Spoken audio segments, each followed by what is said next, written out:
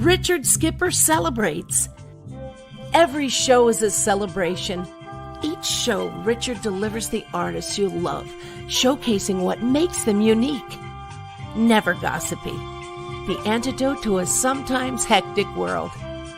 Now, here's your host, Richard Skipper.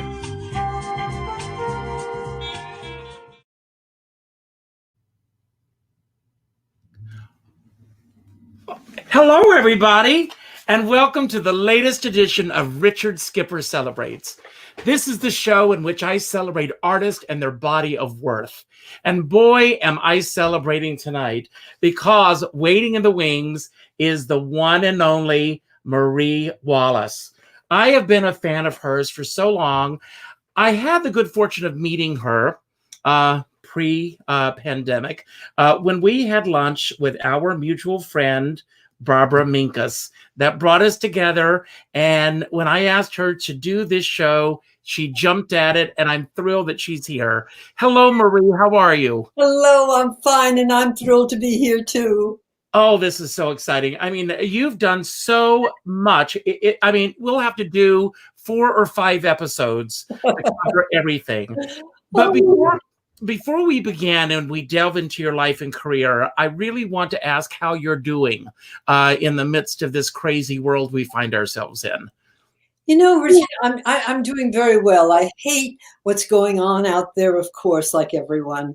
But every day I take a class on Zoom. Sometimes I take 2 classes. I paint. I do everything. I read. I just do everything, stay in touch with my friends. I have not seen physically a friend in 8 months. However, I talk to them. I see them on Zoom. I see them. We meet for birthdays on Zoom. It's great, you know? And so I don't feel as if I'm not seeing my friends. You know, it's funny how the mind plays tricks on you that way. And I want to ask you, did you have any problems or anything adjusting to doing everything through this method? Obviously, it's not what we want, but it's what we have. And if we want to continue to stay safe, this is what we have to do. Exactly. And somehow, for 8 weeks, I never even went out of my apartment. And I was fine with that. I called on the telephone, got my food. I cook so much, and I always cook. But I mean, now I feel like I'm really getting really good at it, you know, and I'm enjoying it. So that each thing, I thought of it sort of as my retreat. Mm-hmm. And so that it wasn't a bad thing. It was a good thing. Well, I'm looking at this entire period that we're living through right now as a pause. Yeah. It's a pause for us to really take a moment to appreciate what we have, what we had, and what we truly desire in our lives. Mm-hmm. And I think that if everyone does that, we're all going to be a lot better when this is all over. Yes, and don't waste your time complaining about it and stuff, but find the good things in it. Find out how you can stay creative and alive and healthy. And this too shall pass.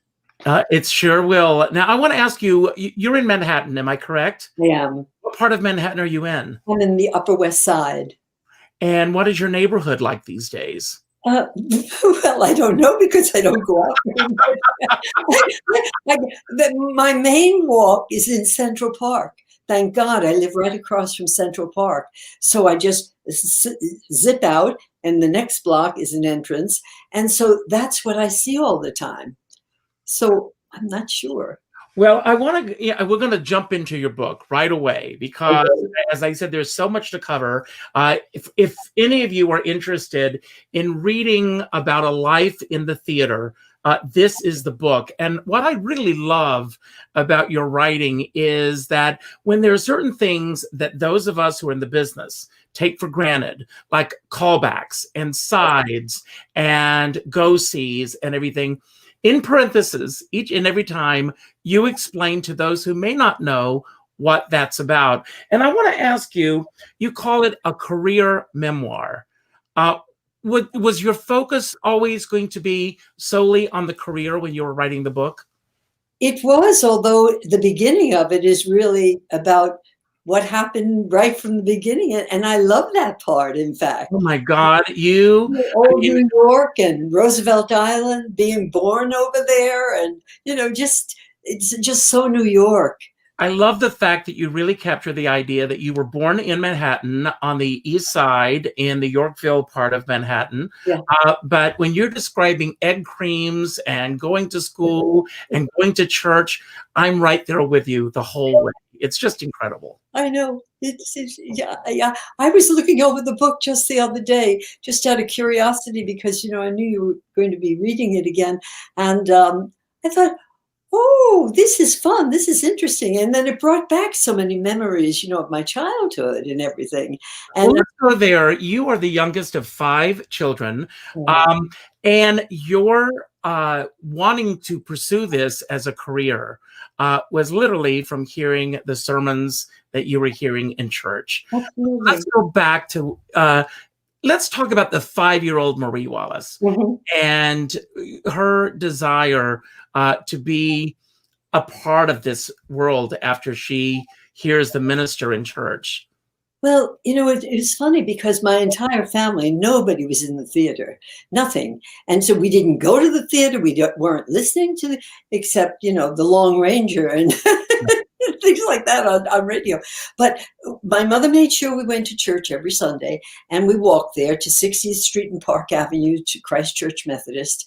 And first we went to the, Sunday school and stuff, and we had this fantastic minister, Ralph Sockman, who was the president of the Federation of the Churches of the World or something. I don't know. I can't remember the exact name. But anyway, had this wonderful Shakespearean voice. And really, if he hadn't chosen to be a minister, he could have been a lawyer or a great actor.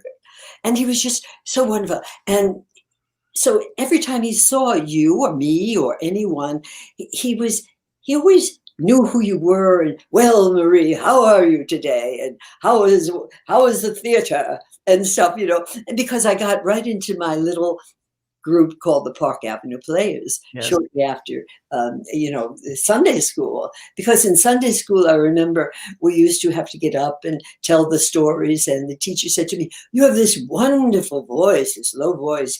You ought to be an actor. I said, that sounds good.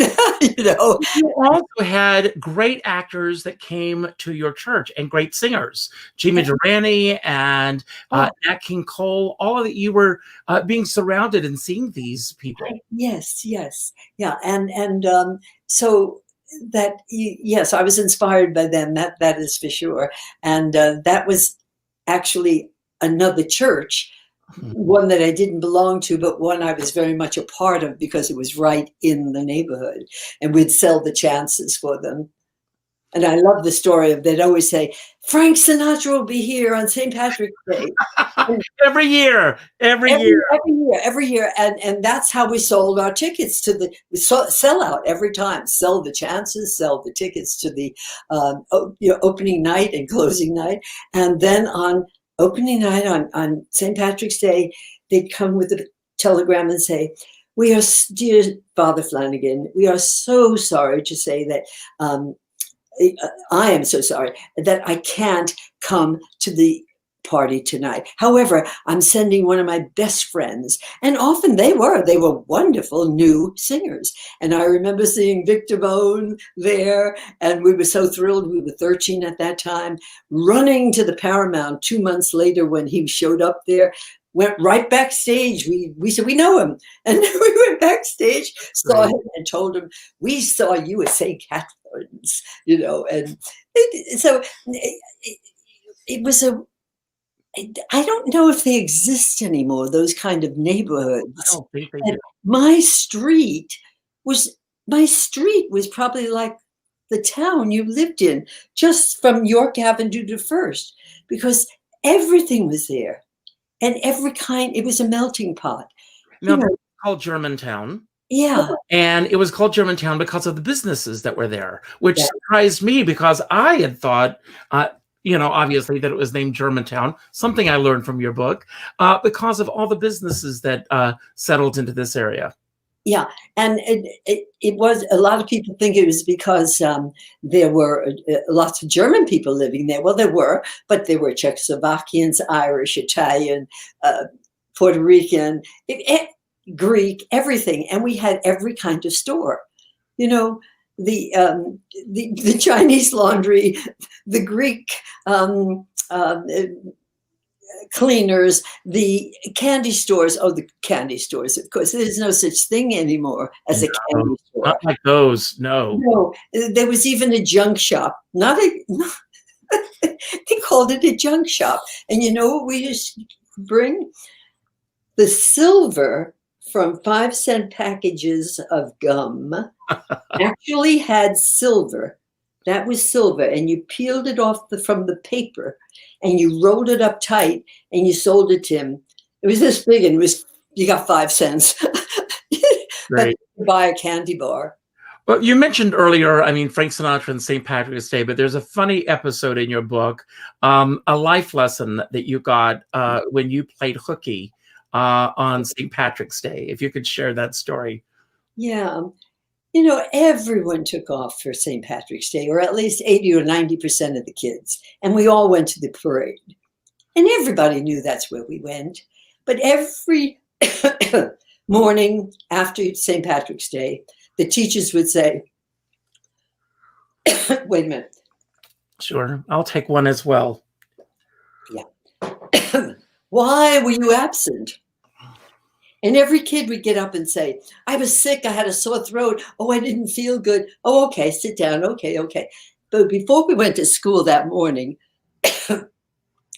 my girlfriend, Joan, and I said, you know, let's not lie to her. That's such an insult to the teacher. Let's just say we went to the parade. And she'll really respect us for that. You think so?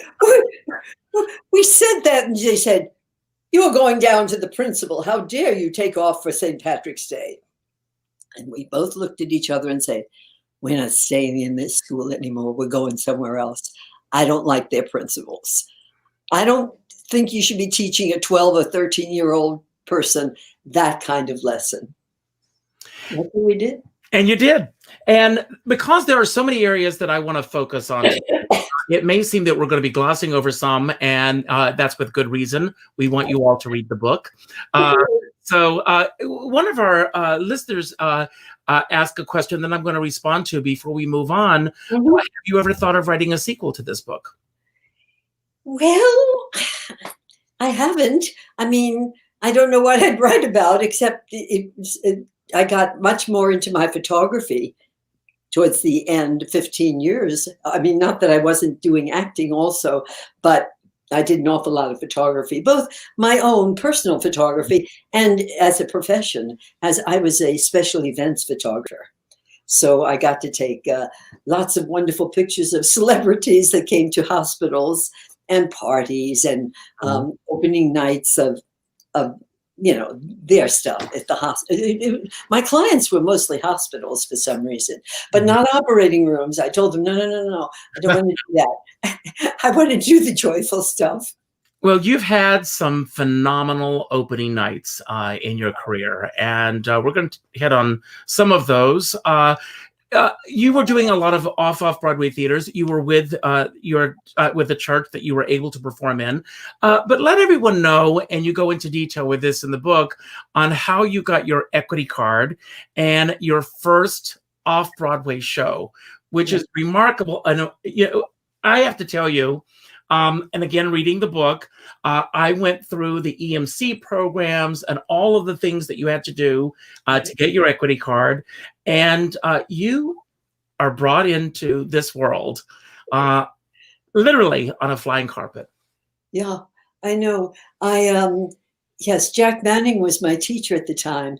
And he called me and he said, get over to the Rita Allen Theater. They're auditioning for some plays, and just tell them I sent you.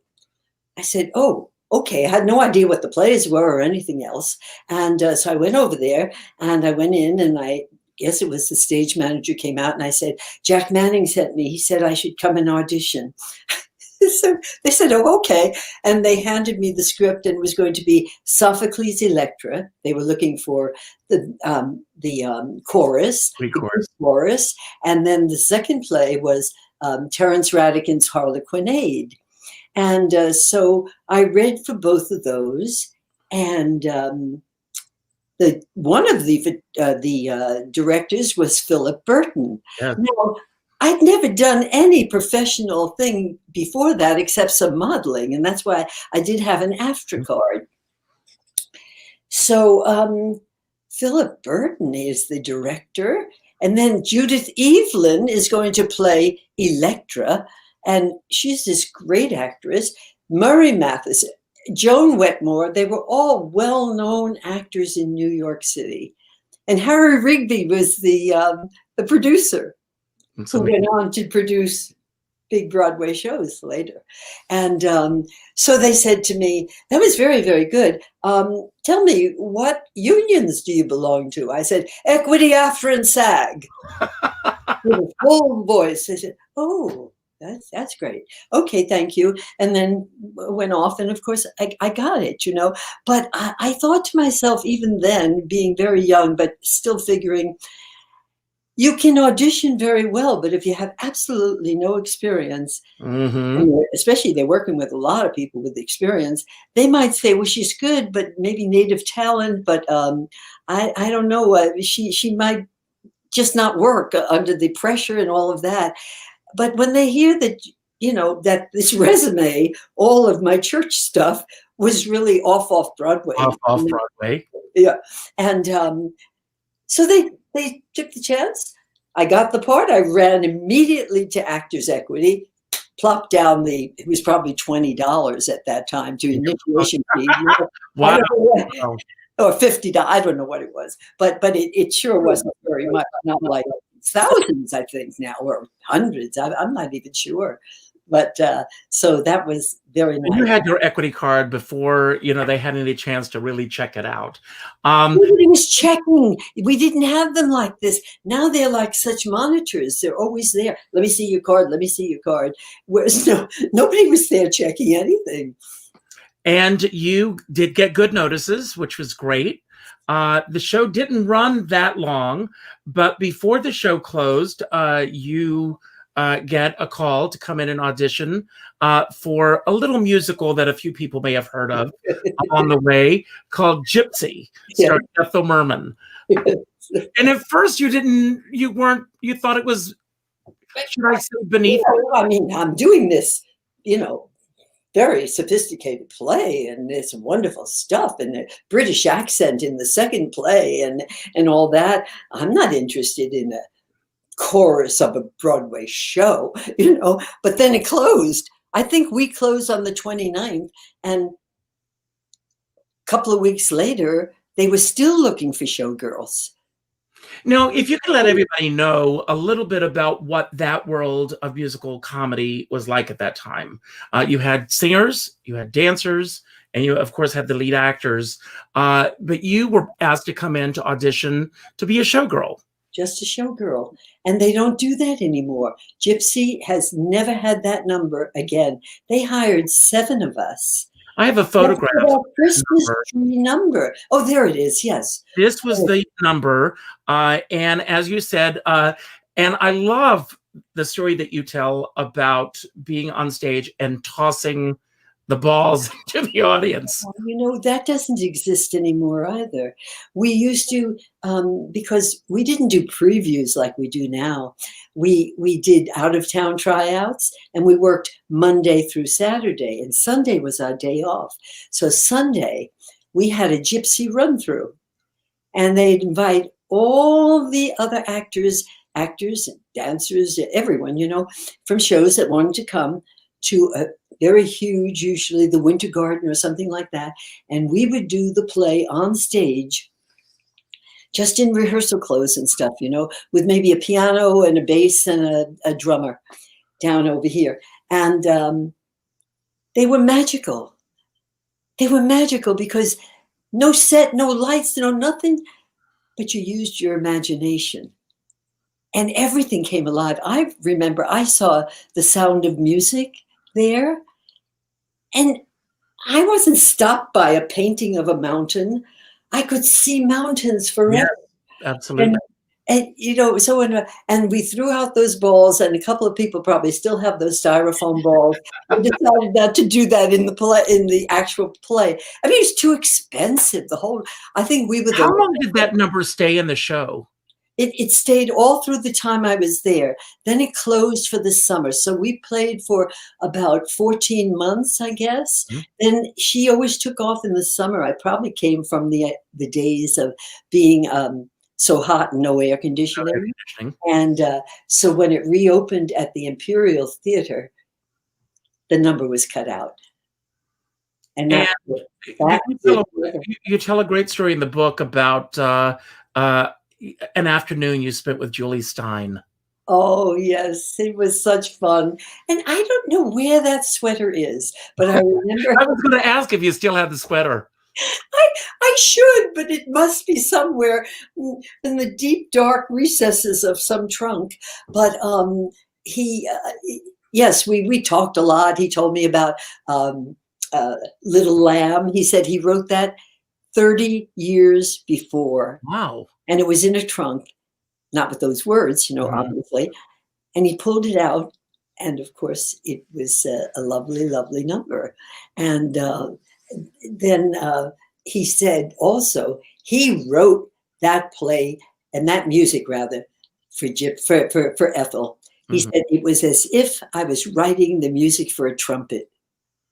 And it's true. He felt like, he was not a real voice, like a musical instrument, a trumpet.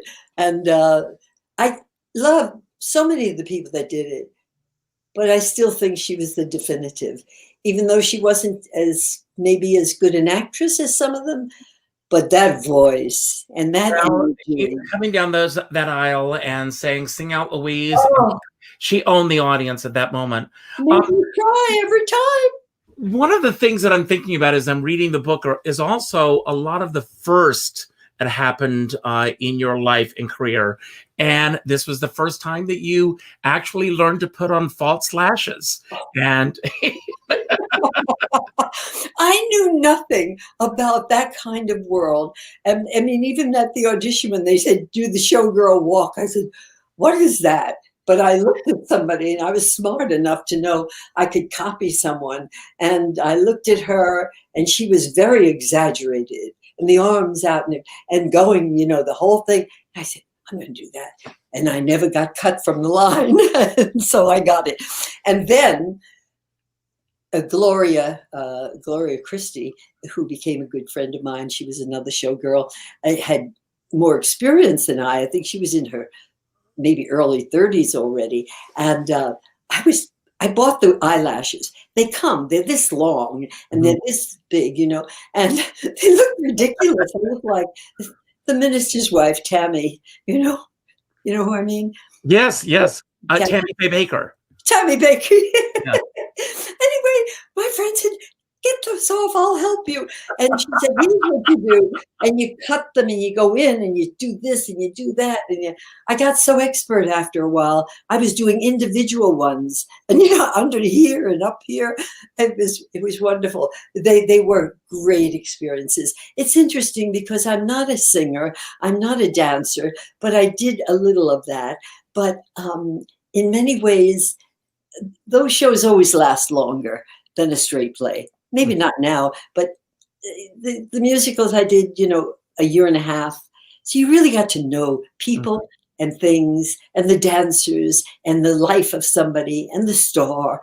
And you do learn a lot just being around those people and some wonderful people like Gwen, Verdon, who could be unhappy. When we get there, I want to go back in Gypsy, but you also started doing painting at this point. Yes. And you actually sold a couple of paintings to Ethel Merman. I did. We all started painting Backstage because we had the whole act and more than. And you were there just for that number. Am I correct? Yes.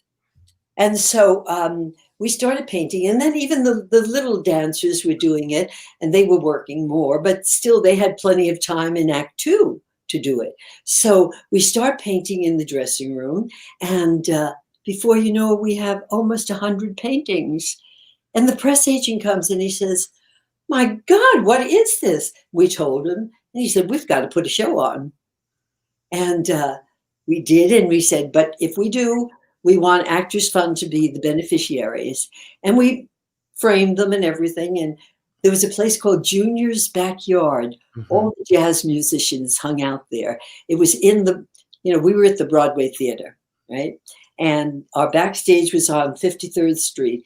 Junior's Backyard was on Broadway between 52nd and 53rd, I guess. Mm-hmm. And but his backyard, the actual backyard, actually faced our, backstage. So that's where we did it in the summer, and we had everything over. And Ethel walked through the whole, exhibit, and then came back to mine and bought 2 of mine. So I was thrilled, and yeah, and that was. And then it moved. It moved to Gimbel's, I think, Gimbel's or Macy's. It might have been Gimbel's, and it sold one more painting, mine, but I don't know to whom.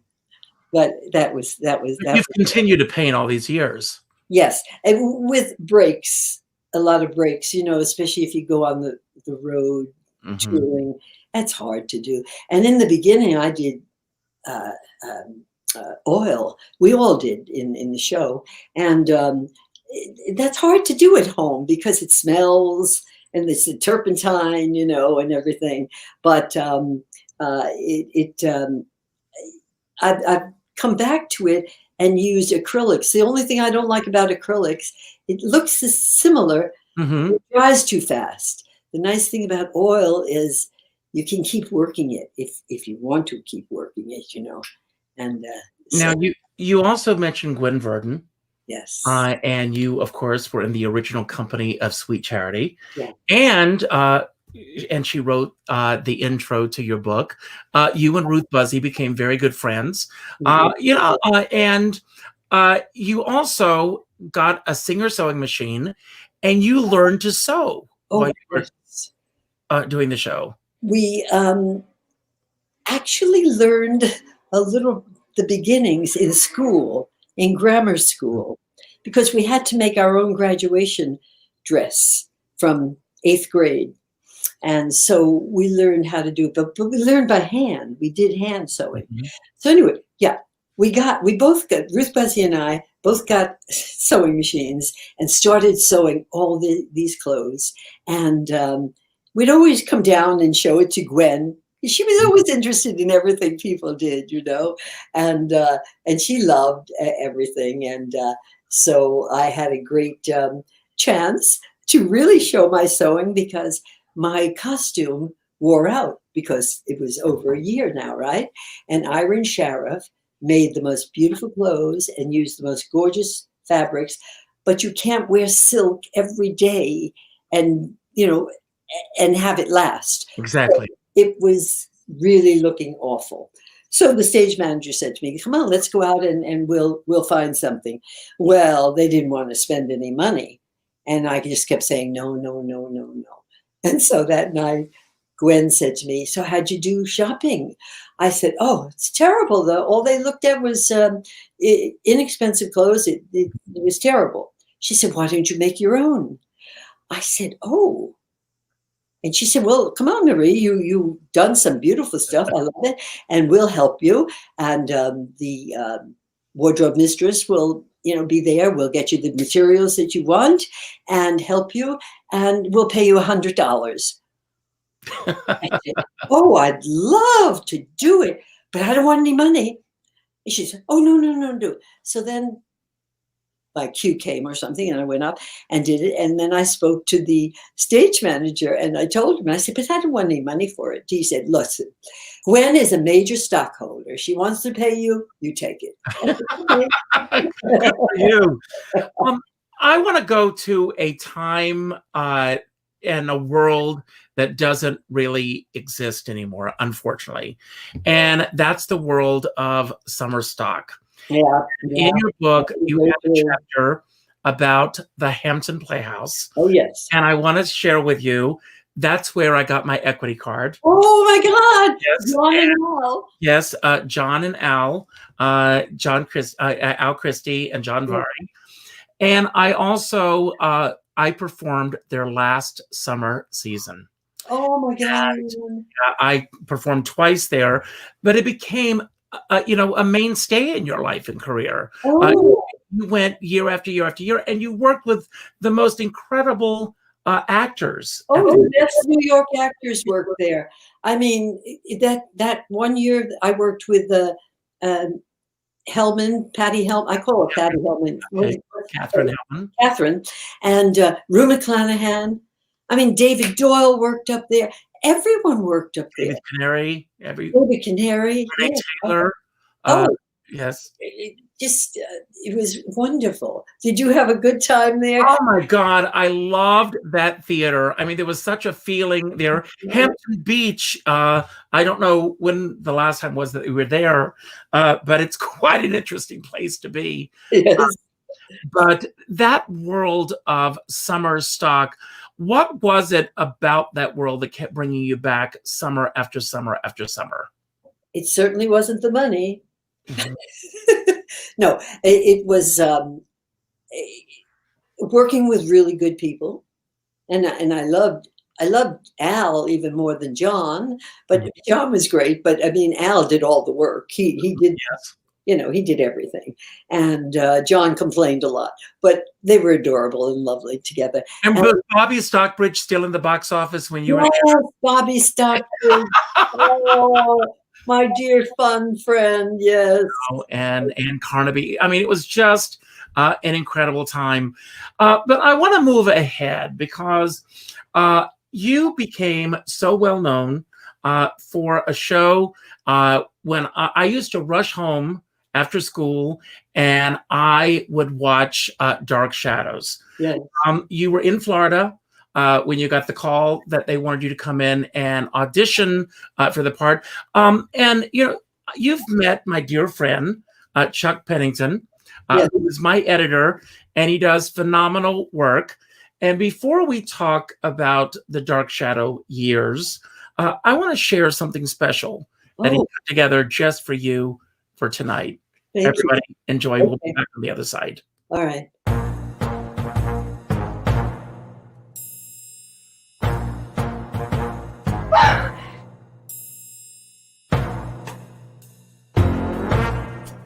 Something terrible is going to happen to us if we stay here.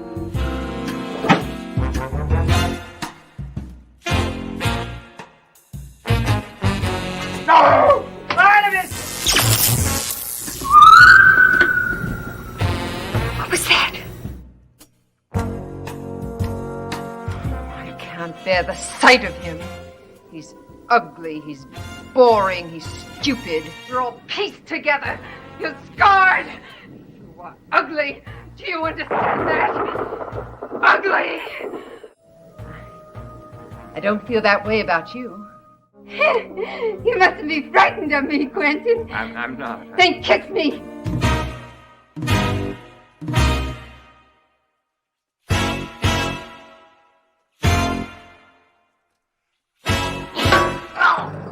I'm an only child, too, you know. But Megan, you said you have a sister. I just remembered something. My name's Jenny Collins. What a funny name. You're jealous of... I want to be alone. Sometimes you wear my green dress. I cannot help it that I do not remember. I'm over that now. Did he tell you I was a singer? I do not like questions. All the pretty little horses. Don't listen to that music. The baby is all right. I thought we were going to be so happy together.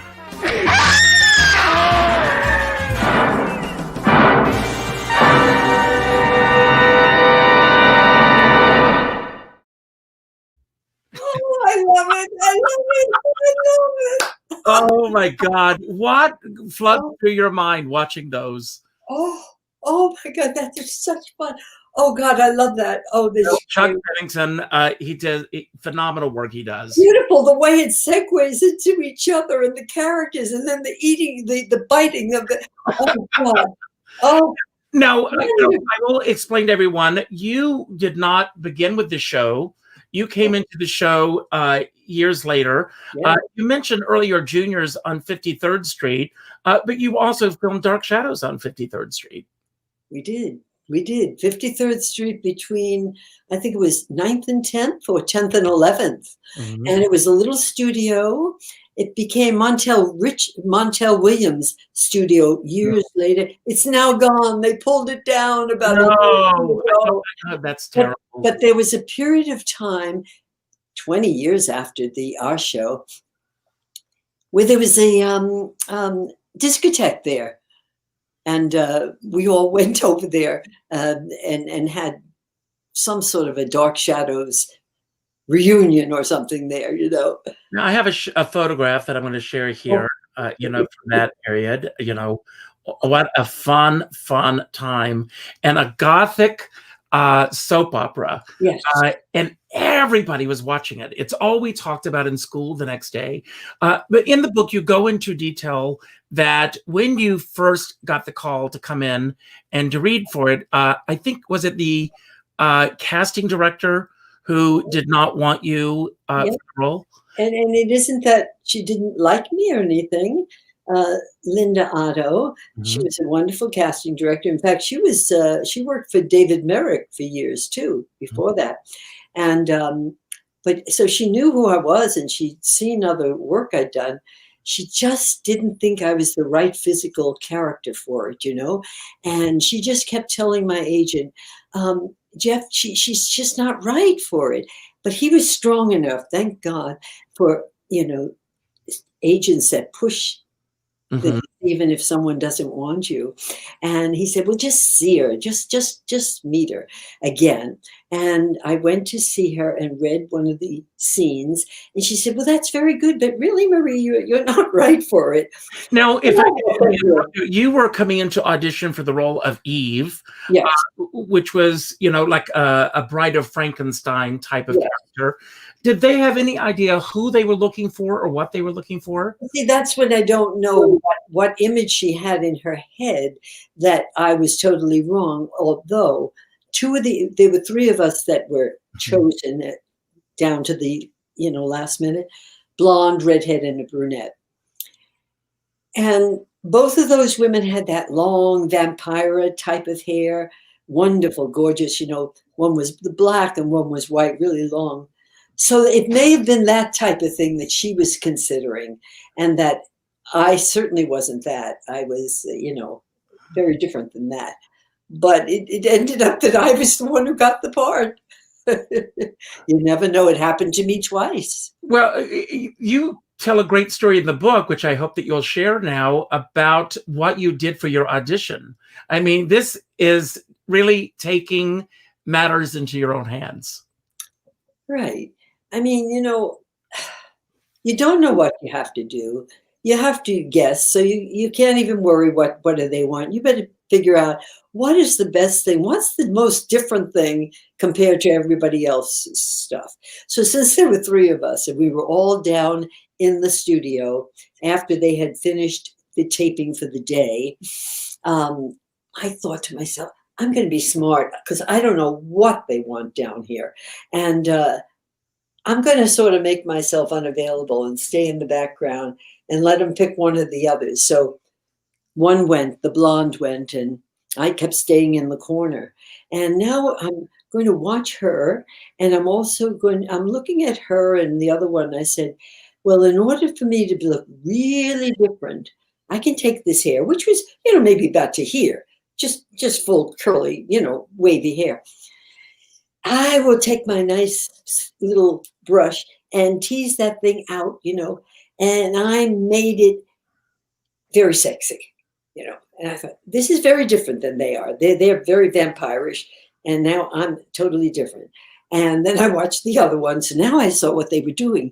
Dan Curtis, Mealy, the three of us, apparently we passed all the tests for the acting. Now he wanted to see what we looked like on camera and how we'd act. Mm-hmm. And so it was just things like walk forward, walk away, look over your shoulder, give me a come hither look and stuff like that. Well, I went to town. I walked like a lion. I thought, oh, I've got the lion's mane. I might as well walk like a lion, And maybe this is apocryphal, but I heard that Dan Curtis took his script, threw it up in the air and said, that's it, hire her. And immediately the fans were out there asking for autographs. There were groupies that hung outside the theater. Those fans are so wonderful. They love us. And, there are some that I still get cards from that were back there. It's over 50 years ago. But you played 3 different characters. I played 3 different characters. That's what was fun. You see, I was sort of like a regular irregular. And every time I'd get killed, I'd go off and do some summer stock or Lord Theater. And next thing I knew, I'd come back and they'd say, are you ready to do blah, blah, blah. And in fact, even when I got killed as Crazy Jenny and I'd become a vampire, there was another part for me that came up about, just a month later. But within a day, I got a part on Somerset, which was a spinoff from Another World. And I auditioned. I always like to tell this story. Jeff called me on a Wednesday, and he said to me, would you like to audition for a new soap opera? It won't be as much fun or crazy and wild as Dark Shadows, but you'll be starting from the beginning, so you'll be one of the first people in the show, and it's be very different. And I said, yes, I think so, because they're putting a stake through my heart today. Well, throughout your career, it seems to me, reading the book again, that almost every single time that a closing notice went up for a show, another opportunity came your way. I know. And a couple of times I had to choose between 2, and that's not fun, because that's, you want to do them both and you can't. Mm-hmm. What was the toughest decision that you had to make? The fork in the road, this one or that one? Yeah. Is there one that stands out above all others? There were 2. One, and one never knows what direction I would have taken. It may have been almost the same as what happened. Mm-hmm. But when I auditioned for Sweet Charity, I came in almost at the beginning, but I didn't start with them because Sharon K. Ritchie played my part. Ursula, the girlfriend of the Italian movie star, the, Hollywood starlet. And she quit in about 6 weeks or something. And so it was really weird because I had originally gotten a call about that, but I was doing, again, another play. Anyway, they called me to audition for it. I said, but it just started. And they say, I know, but she's leaving. I don't know why she left. Mm-hmm. I think her husband was jealous. I really do. But who knows? So anyway, I had to audition, but Bobby was not in town, Bob Fosse. And so I auditioned for the stage managers, and they said, Bob's not in town, so we will call you. And this was through my agent, Well, in the interim, I auditioned for something else for the American Place Theater with Dustin Hoffman. And I got that. And I started rehearsals on one day. And that same day is when they called and said, you have the callback audition for Sweet Charity. And I went to it and I didn't know what to do because I really wanted to do that serious play, Journey of the Fifth Horse, for the American Place Theater. And the director kept calling me and saying, what do you need to go on a Broadway show? You don't need the money, do the blah, blah, blah.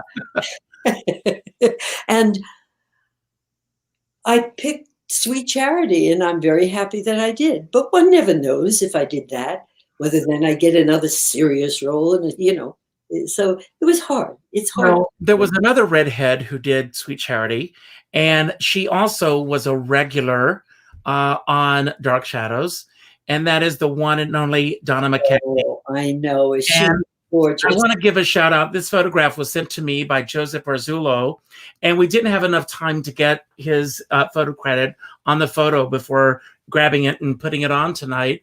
But did you and Donna work a lot together at that time? No, as a matter of fact, we didn't even have any scenes together, ever. That picture is from us on opening night at as attendees of a play, an off-Broadway play. We were both there, and caught that great photograph of the two of you. Going back to Dark Shadows before we move on for a moment, are you amazed at the success of the longevity of the fan base with that show?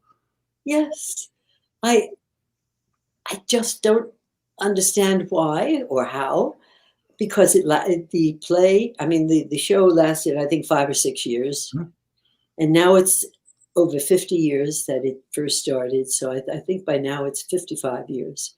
And when the conventions first started, I thought, okay, these people will grow old along with us. But the fact is, I have fans that are 18 and 20 years old. Now Pluto is showing it, some, channel, something called Pluto. It's on Amazon. It's everywhere. It's never stopped playing somewhere. And there was something about it. There's such an innocence in a sense. It sounds funny, we're vampires and all of that. But it wasn't like what they've tried to make that show several times, and with good actors. Ben Croft. And did you see the movie remake? And what were your thoughts? Well, that was terrible. But it wasn't terrible, but it was a spoof on it. See, we weren't a spoof. We played it for real, even though we can laugh at things now. But we always played it for real. Now we've covered so much of your career, but I want to talk about the love of your life, and that's Greg. And what a wonderful marriage you had, and the fact that he was so supportive and was right there with you. But he also dabbled in show business before he made the decision to get out. He did. And it's interesting because he was a doctor. And when I was taking all those photographs up at the hospitals, I found that so many of the young doctors, one of their side hobbies, or more than a hobby, because they had little orchestras and three-piece, combos and stuff, played both classical and jazz and stuff. So there were a lot of, it must be a wonderful release. So he played the piano, but he also tried acting, acted with, as probably an extra, fencing and stuff. And he told me that he fenced with John Barrymore, and he almost had his appendix split open with him. And he said, "That's it, no more of that." Well, he wisely left, but you had a wonderful marriage, and had a wonderful marriage, and it was great. I needed at that time. He was older than I, and so he was settled within himself, and there was no jealousy or anything. He was so proud of me, They'd always introduce me as Marie Wallace, never as his wife, Mrs. Pollock or something, It was really cute and charming. And but he did love show business, and he would come backstage. I mean, he'd hang out with the doormen. He just loved it, and that was great. And that's so important as a young actress to have somebody that is right there for you. My mother was too. She was great. You dedicated the book to your mother. I'm glad that you mentioned that, because you did. You dedicated the book to your mother, and I thought, what a wonderful thing to take it back to having that kind of support.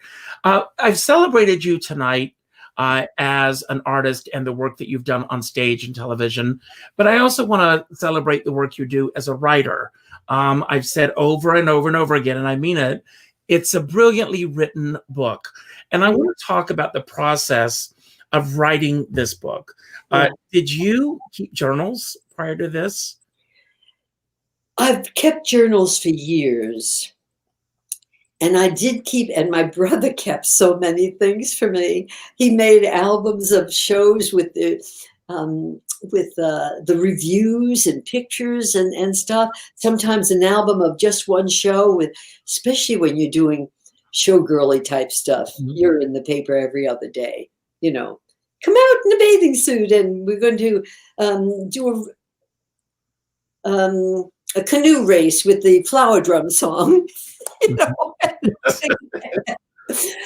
and so there was lots and lots and lots of stuff. So when I started to, you know, hunt for my things, I mean, I saved a lot too. Mm-hmm. My brother had this. My mother, I used to send my mother all the programs from the Hampton Playhouse and stuff, and she had all of those. So between all of the people in my family, you know, and everything that I had myself, I was able to put things together. And when I couldn't, I had two wonderful friends who became my editors, Craig and Michael, and they would go with me to the library of the performing arts.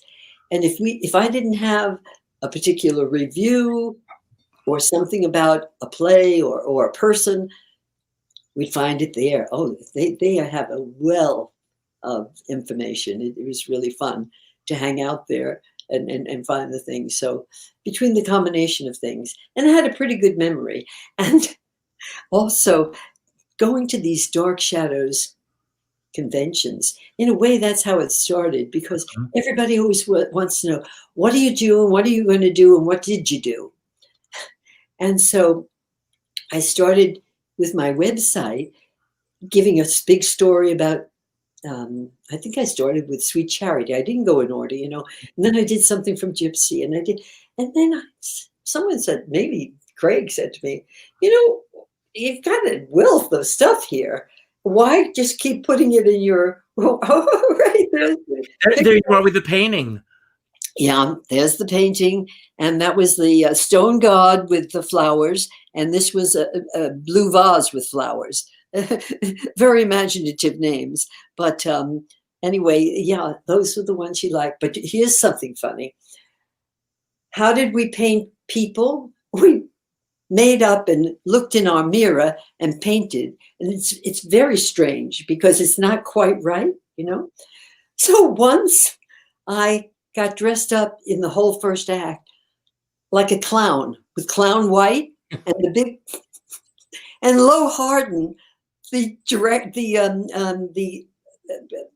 stage manager, the head stage manager, came up and said, "Oh my God, what have you done?" And I said, "Oh, don't worry, I'm just painting. I'm going to take that off." "Don't you ever dare do that again." You were going to go on like that. You know, we do to amuse ourselves backstage. You know, that's the other thing. We were all so obedient to the theater rules and everything. Nobody, I hear that the actors just call in and say, "I don't feel well today. I'm not coming in." We never did that. No. We always tried to get there way before a half hour, never right after a half hour. I mean, we just didn't, you know. It was a respect. It was a different kind of thing. I don't know what it is, but I don't know, because I haven't been doing theater for a while. Now, I want to ask you, because there's a wonderful story that you share in the book about Jamie Delaney. You had seen him as a child, and then you got the opportunity years later to work with him. Yes. And this story that you share about him is so heartwarming and beautiful. I'd love for you to share that with everyone tonight. Yeah, he was so lovely, because what happened is Jimmy Durante, in his nightclub act, would always go to places like the Latin Quarter and Copa. They all had a line of girls, and his advanced choreographer would come a week before, pick out a couple of girls and give them the routines that he needed, because he didn't travel with a bunch of girls. That didn't make any sense. He didn't need that. He traveled with his musicians.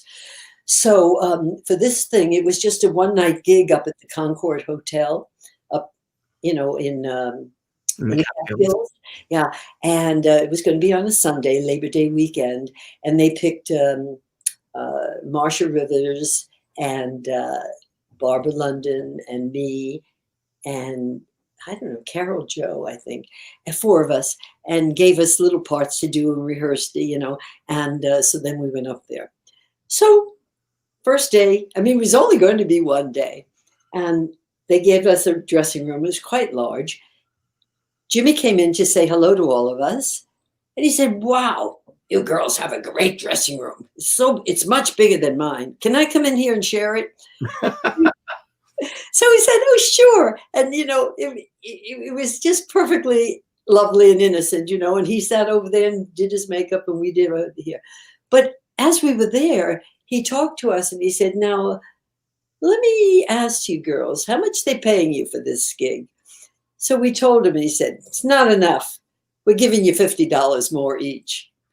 Now, you know, that was 1960 or 1959. That was considerable. We were making $125 a week, and minimum was $103.50. So $50 was that was $200 more. It was just so lovely. And one of his musicians said to me, "He's just like that with everybody. We have a drummer who has been ill for years. He has never stopped paying him. He sends his wife a check every week." And that's the kind of guy he was. And, you know, I worked one day with him and I remember him forever. Yeah. Just, Well, we're all going to remember you forever. You are absolutely the best. I cannot believe this, but we are at the end of our show. oh my God. Hour flew. I want to have you back sometime because there's so much more to talk about. I just want to share again, everyone get the book. I hope you all had a great time tonight. If you did, and if you don't mind, and if you haven't done so already, please go to my website, which is richardskipper.com. Sign my guest book with your thoughts about the show, because that helps to boost me in other markets. I want to let everyone know that tomorrow night I will be back at 8 o'clock interviewing the incredible Erin Cronican. She is a true triple threat, as it says right here, acting, directing, producing, and she is such a life force, and I'm excited about that interview tomorrow night. I always end all of my shows by telling everyone to go out and do something nice for somebody else without expecting anything in return. And I know that we're all living in tough times right now. If you're able to, go to your Facebook friends list and go to the 8th name that pops up, and then order 2 copies of this book. Give one for yourself and give one to your 8th friend. And if you're not able to afford to be able to do that right now, just call them and tell them what they mean to you. Yes. Because it's very, very important right now. So important. So important. Marie, I want to say to you, thank you for the gifts that you've given to the world and that you will continue to give through this book and your art and everything that you do, the photography, everything. I'm going to give you the final word. Anything you want to say about anything that we talked about tonight that you want to expound upon, anything you want to talk about that we didn't talk about, that you wish that we had, or just any message that you want to put out to everyone who's watching right now. And again, thank you. I'm even more in love with you. Thank you. Well, Richard, it's been a delight, a pleasure to talk with you. I've watched a number of your shows and you are a brilliant interviewer, and I had a wonderful time today. And like you, I can't believe that 1 hour passed. I feel like we only were on for 10 minutes.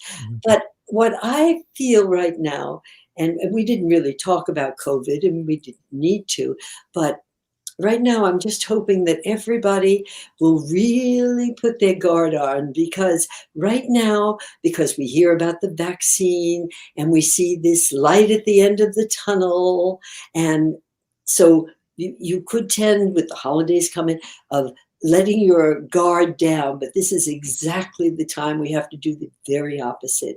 It is going to be the toughest 3 months probably in our lives.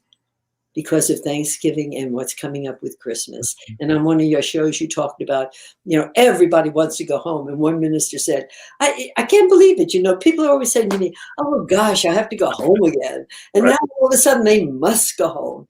And, but right now we have to protect not just ourselves, but all our fellow people, our people, everyone in the world. And we just cannot be selfish anymore and say, I've got to do this, I've got to do that, because that's not doing it for your mother. That's right. Not doing it for your old grandmother. I don't know why anybody would do it. I can't understand it, but they do. They cannot do it. Wear your gloves, wear your masks. I even got a rash from one mask, but so what? This too shall pass, and we'll have wonderful lives, and we can have it as you are having. You are celebrating people, and you're celebrating life itself, and that is so wonderful. And I thank you. Mwah. Thank you. Good night. Good night. Good night, everybody.